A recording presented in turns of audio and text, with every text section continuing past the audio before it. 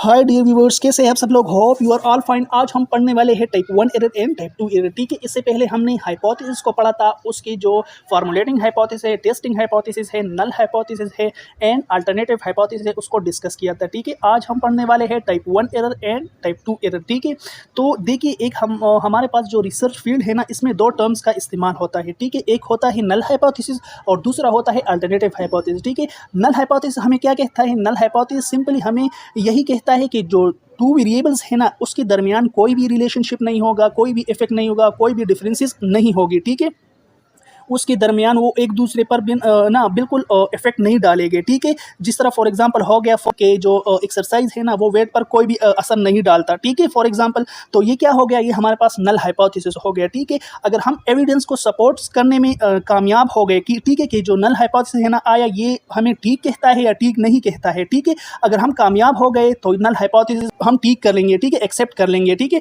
अगर हम नाकामयाब हो गए, अनसक्सेसफुल हो गए, ठीक है, तो फिर क्या होता है? डेफिनेटली जो अल्टरनेटिव हाइपोथेसिस है ना, वो फिर ठीक हो जाता है। ठीक है, कि जो दो वेरिएबल्स है ना, वो एक दूसरे पर इफेक्ट डालता है, उसकी दो वेरिएबल्स के दरमियान रिलेशनशिप मौजूद होती है, और उसमें डिफरेंसेस मौजूद होती है। जिस तरह एक्सरसाइज है ना, तो अगर आप एक्सरसाइज करेंगे ना, तो लाजमी बात है वेट आपका लॉस होगा। ठीक है, तो ये जो दो वेरिएबल्स है ना, ये एक दूसरे पर इफेक्ट डालते हैं। ठीक है, ये टाइप 1 एरर और टाइप 2 एरर हम तब करते हैं जब हम नल हाइपोथेसिस को चेक करते हैं। याद रखना चाहिए, हम नल हाइपोथेसिस को क्या करते हैं?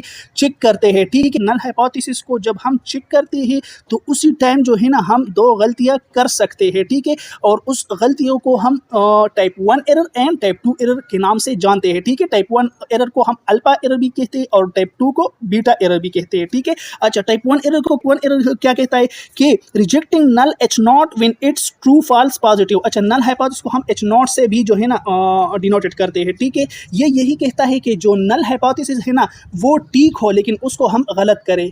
ठीक है, यानी एक बात जो है ना, एक स्टेटमेंट ठीक हो, ठीक है, ठीक बिल्कुल ठीक ठाक हो, लेकिन हम क्या करें? हम उसको गलत करार दे दे। ठीक है, हम उसको जो है ना बिल्कुल गलत कर दे कि ये स्टेटमेंट जो है ना गलत है, हालांकि वो ठीक हो। टाइप 1 एरर हमें यही कहता है। ठीक है, फॉल्स पॉजिटिव, यानी पॉजिटिव बात होना और उसको हम फॉल्स करें। ठीक है, यानी उसको उसमें हम क्या करें? गलती करार दे दे। ठीक है, अच्छा, फॉर एग्जांपल हो गया ए मेडिकल टेस्ट। इसी एग्जांपल में जो है ना, एक पेशेंट है, ठीक है, उसमें डिजीज़ मौजूद नहीं होती, लेकिन आप डायग्नोसिस जो है ना इस तरह कर लेते हैं जिसके ज़रिए से जो डिजीज़ है ना, वो आप उसमें मालूम कर लेते हैं। ठीक है, जो प्रॉपर तरीका है डायग्नोसिस का, वो आप उसमें एरर कर लेते हैं। ठीक है, जिसके ज़रिए से आप क्या करते हैं? उस पेशेंट में, उस बंदे में जो है ना, आप डिजीज़ मालूम करते हैं, हालांकि उसमें डिजीज़ मौजूद नहीं था। ठीक है, एरर इसमें क्या आता है? The test incorrectly rejects H naught leading to false diagnosis. अच्छा, इसमें जो एच नॉट है ना, नल हाइपोथेसिस है ना, उसको हमने रिजेक्ट कर दिया। ठीक है, लगी बात सही थी, लेकिन उसको हमने क्या कर दिया? रिजेक्ट कर दिया,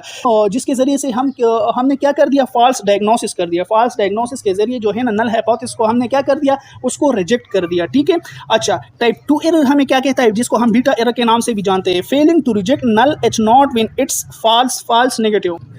अच्छा, अब यहाँ पर जो है ना बात गलत थी। वो जो स्टेटमेंट था ना, नल स्टेटमेंट था ना, नल हाइपोथेसिस का जो स्टेटमेंट था ना, वो गलत था, लेकिन हमने क्या कर दिया? हमने जो है ना उसको सही करार दे दिया। ठीक है, उसको हमने जो है ना बिल्कुल ठीक ठाक करार दिया कि ये फॉल्स नहीं है और ये जो है ना ठीक ठाक है। ठीक है, यानी बात बिल्कुल बात क्या थी? वो गलत थी और हमने उसको सही करार दे दिया। तो ये हमने क्या कर दिया? ये हमने टाइप 2 एरर कर दिया। ठीक है, जो नल हाइपोथेसिस है ना, वो ठीक नहीं थी और उसको हमने क्या कर दिया? ठीक करार दे दिया। ठीक है, तो ये टाइप 2 एरर हो गया। ठीक है, अच्छा, एग्जाम्पल, इसमें एक बंदा है ना, उसमें डिजीज़ मौजूद थी, लेकिन आपने डायग्नोसिस में एरर करके ना उसमें डिजीज़ मालूम नहीं की और आपने उस पेशेंट को एज ए हेल्थी जो है ना करार दे दिया। ठीक है, कि ये पेशेंट जो है ना हेल्थी है। ठीक है, तो क्या हो गया? इसमें जो है ना हमने फिर गलती कर दी कि जो पेशेंट है ना, वो उसमें डिजीज़ मौजूद थी, लेकिन आपने डायग्नोसिस गलत तरीके से कर दी, जिसके ज़रिए से आपने उसमें वो डिजीज़ मालूम जो है ना नहीं कर पाए सही तरीके से। ठीक है, तो टाइप 2 में हमने क्या एरर कर दिया? The test fails to reject H naught leading to missed diagnosis. अच्छा, यहाँ पर जो